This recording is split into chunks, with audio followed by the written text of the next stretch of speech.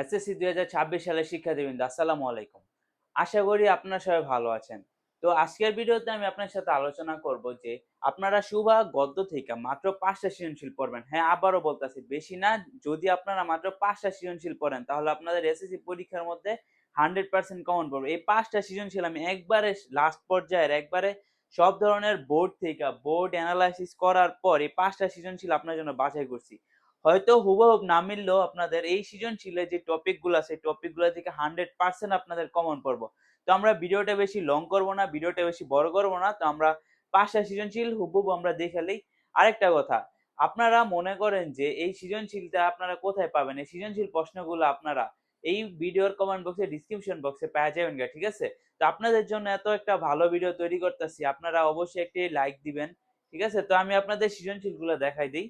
তো দেখেন আপনাদের যে প্রথম সৃজনশীলটা হচ্ছে সেটা দেখেন, এই যে দেখেন সবার প্রথম যে সৃজনশীলটা দিছি এটা যদি আপনারা আপনাদের গাইড ফলো করেন বা আপনারা বিভিন্ন ধরনের টেস্ট পেপার পড়ে থাকেন তাহলে এই সৃজনশীলটা আপনাদের চোখে পড়বেই। এই সৃজনশীলটা দেখেন, এই সৃজনশীল প্রশ্নের উদ্দীপকটা হচ্ছে, উদ্দীপকে রিমঝিম কথা বলতে পারে না, তার বাবা তাকে অন্য 2 মেয়ের চেয়েও বেশি আগলে রাখেন, কিন্তু মা মনে করেন রিমঝিমের এই অপূর্ণতা তার নিজের ভাগ্যের দোষ।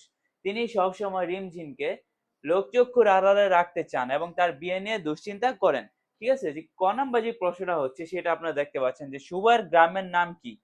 সুভাকে সুভার মা বিধাতার অভিশাপ মনে করতেন কেন, ব্যাখ্যা করো। এই হচ্ছে গিয়া ক, খ। আর এটার পরের সৃজনশীলটা গ, গ আছে। এটার পিডিএফ আপনারা ডেসক্রিপশন বক্সে পাইবেন, কোনো সমস্যা নাই। তো পরের যে সৃজনশীলটা আছে সেটা আপনারা দেখতে পাচ্ছেন।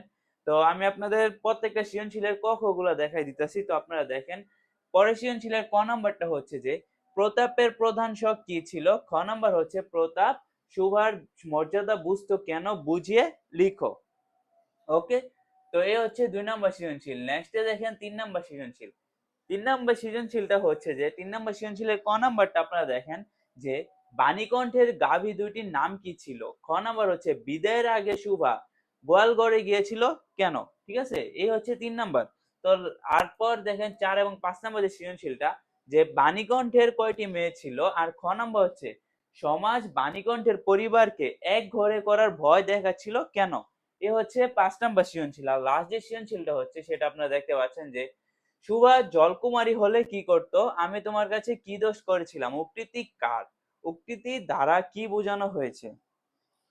তো প্রিয় শিক্ষার্থীবৃন্দ, আশা করি আপনারা এটা বুঝতে পারছেন এবং এইগুলা যদি আপনারা পড়েন তাহলে আপনাদের পরীক্ষার মধ্যে 100% কমন পড়বে, এই গ্যারান্টি আমি দিতেছি। তো ভিডিওটা ভালো লাগলে একটা কমেন্ট করবেন যে আপনার পরীক্ষার প্রস্তুতি কেমন। ঠিক আছে? আল্লাহ হাফেজ।